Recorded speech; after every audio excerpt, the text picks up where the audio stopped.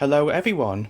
I am currently in the middle of editing my upcoming in-depth study, which I call Distorted Realities and Meta-Commentary in Videodrome. In that video, I will explore in detail how David Cronenberg has packed loads of clues that events in the storyline of Videodrome are simply cobbled together from a protagonist's own imagination as he loses control over his reality. As well as that Videodrome operates on a sophisticated level where the protagonist's journey mirrors our own experience of watching this movie and feeling as lost and confused as the protagonist. Many viewers of a movie actually do understand the general point, but a lot of viewers wouldn't consciously notice the 16 subliminal details that I picked up from studying this movie. Perhaps it is the case that on a casual viewing, these details are designed to affect us subconsciously, for us to feel that, on some level, like we are hallucinating ourselves in watching this movie. However, I think we will have the same kind of emotional response once we started consciously noticing these details, for us to project our impressions onto visual compositions and looking at scenes differently from how we previously saw the same movie. Okay, let's go through in chronological order. So number 1, right from the very beginning, we are shown images on full screen that are defined with a scanline filter. The meta-commentary subtext immediately established. But we do get this kind of filter and television distortion effects in full screen in a few other scenes, done briefly to be easily mistaken for distortion seen on other television sets. Number 2, when characters on television screens and monitors are looking into the camera that originally recorded them, these characters are looking at us as much as looking at other characters. No matter what angle the television monitors are at, and no matter what camera angle the actual movie is at, characters always seem to be piercing their eyes through the fourth wall twofold. Number 3, this is a very sneaky one. When Max and his partners are watching a tape of Samurai Dreams, this camera shot pans towards the characters in the boardroom at the same time the camera shot within the Samurai Dreams tape is panning across. It's as if these two separate realities are sharing the same spatial dimensions in this shot. Like with this woman, this shot is oriental in its orientation. Number 4, in the first Videodrome transmission tape shown to Max, this poor woman is subject to being wet before electrocution on the back wall. The sensations of electrocution and the visual display of water splashing about at the bottom appropriately accompanies the television static and distortion. Number 5, I found this one very uncanny when I consciously recognized it. Brian Oblivion on the TV monitor is seen to be looking in the directions of the characters talking on screen in this chat show. And bear in mind that Brian was already dead in the movie's story. But in this shot, he looks at his interviewer eye to eye in this conversation. From these characters' perspectives, they wouldn't have direct eye contact at all. But in this visual composition framed for us to see, it makes the appearance that these characters do have direct eye contact, when they don't. In case you think I'm just over-analysing here, this scene opens with this shot. Number 6, this one I'm most tempted to believe to be a happy accident, a hallucination on my part. But I will still talk about it here because I wonder how many people have mistaken this poster on the left in a certain way like I had.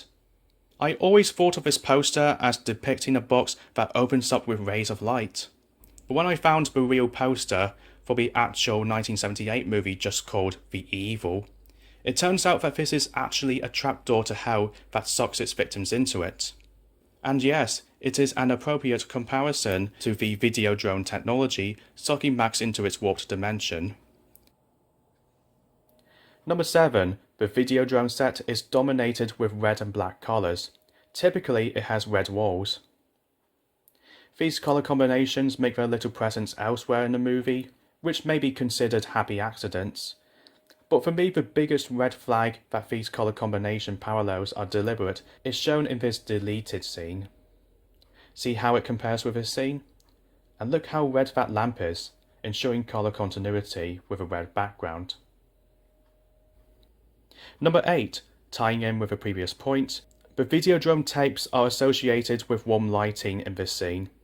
But warm lighting is delicately used later in this scene where Max reaches tipping point of his sanity. But warm coloration of the lighting was not there in the previous scene set in the same location. I've got to be hallucinating now, right? I mean, you two can't possibly be for real. At the ending of the movie, Nikki with a ghostly aura is shown underneath warm lighting. She's a strawberry blondie. Number 9. At this point, we are shown this gigantic poster that seems to only depict pixelated TV static. Talk about displaying it for all to see. Dead giveaway of Max being prone to lose his own sense of reality anyway.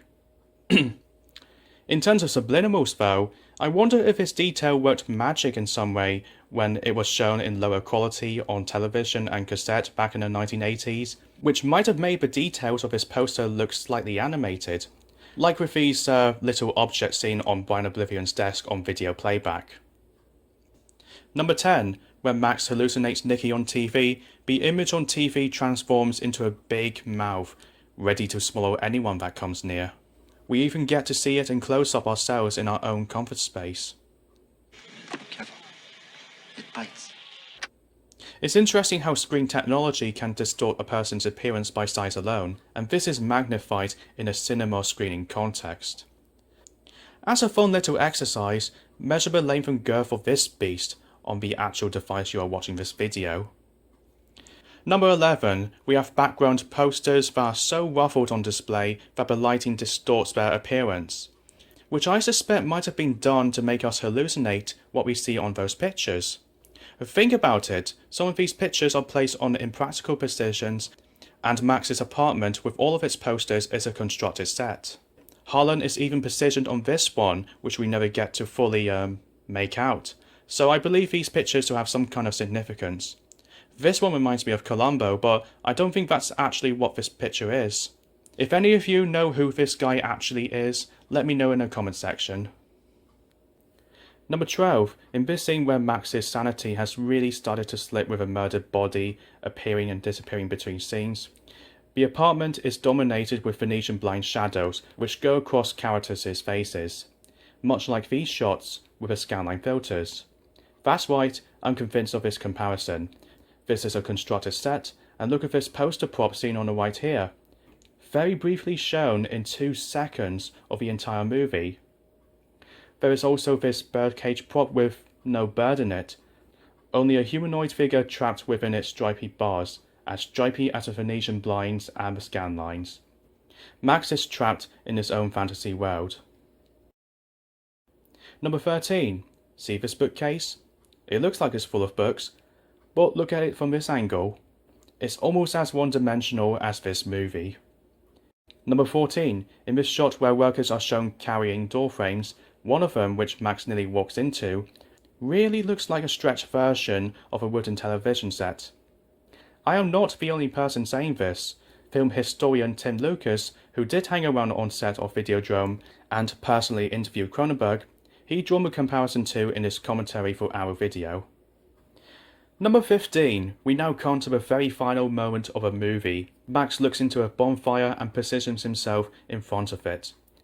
In this visual composition, he is transforming like a burning phoenix. Either that, or he's burning in his own hell.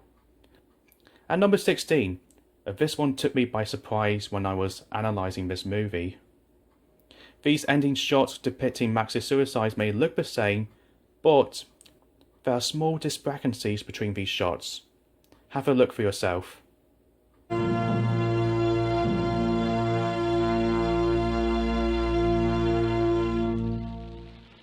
Long live the new flesh.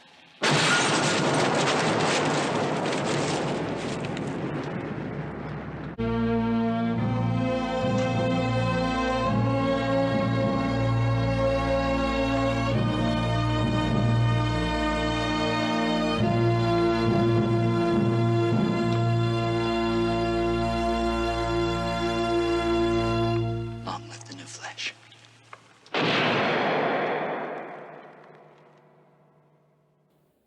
Okay, that's it. This is a sort of taster for my upcoming in-depth video analysing the distorted realities and meta-commentary of Videodrome. There's much more to say on that topic alone, but there's other things in this movie that I also want to make videos of in the future. Videodrome is probably David Cronenberg's most artistically intricate movie because it shows how screen technology has become integral to the human condition on multiple levels. Until next time, see you in Pittsburgh.